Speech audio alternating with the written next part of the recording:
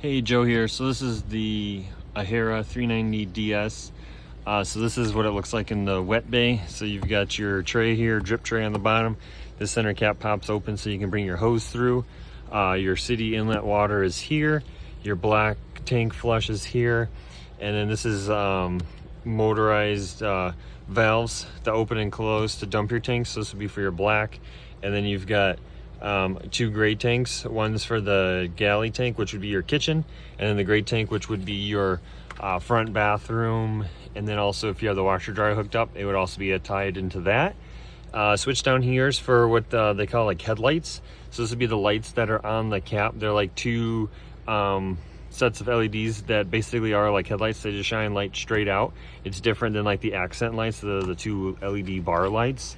Like I said, it's just two circle LED lights on the front that you can turn on and off. Then you've got all of your knobs here to change depending on what kind of camping you're doing.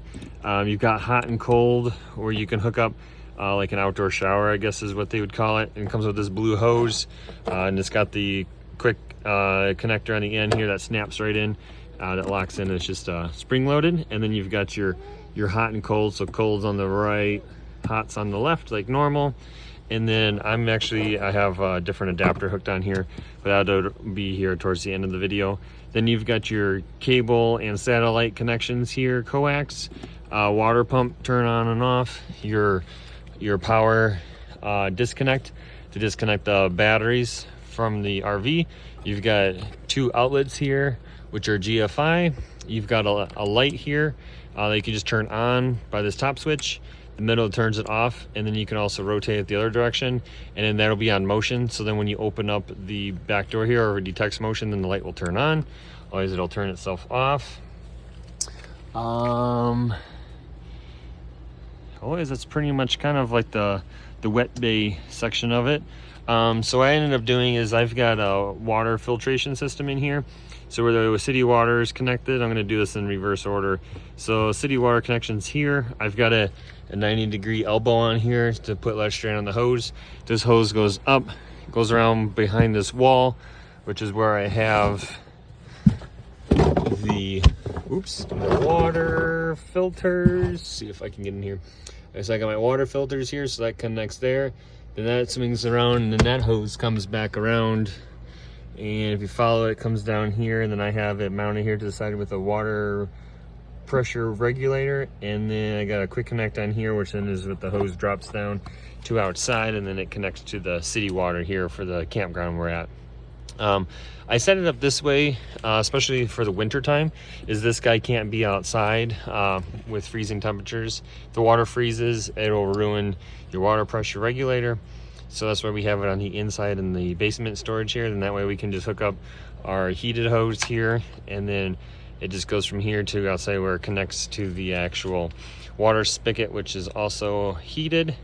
And then that way everything else stays inside and stays nice and warm and toasty. What I've got going on here, so instead of running another hose for the black tank flush, I just use the shower hookup, and I use just the cold water.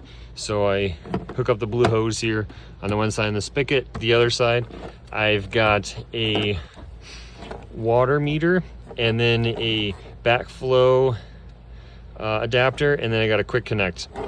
So then I plug that right in here into this quick connect adapter that I have to the black tank, and then I've got a shut off valve and then to the black tank. So that way what I do, I turn on the cold water, then I open up the valve here, which will then send the water through, push it in, and then with having that water meter, I can then gauge how much water is going into the black tank. So if I have the black tank full to do a flush, then I can see how many gallons of water are in the black tank roughly. Then I can also then just dump it right here. And then if I need to shut it off, I've got the shut off valve here, or I can turn it off up here. The reason why I have the extra shut off here is if you ever do any black tank flushing, you'll notice that when you hook up a hose here, whether the way I have it hooked up, or if you just hooked up a garden hose, when you shut the water off and then you unscrew your hose from here, there's gonna be some water that comes back just due to pressure. So some water flows back. And so by having this shut off here, then that keeps the water from shooting back out, so I can turn that off. And then when I disconnect the hose here, I don't have any water that comes pouring back out this direction. So it's just a little added that I did on that side. Well, thanks for watching, and we'll catch you next time.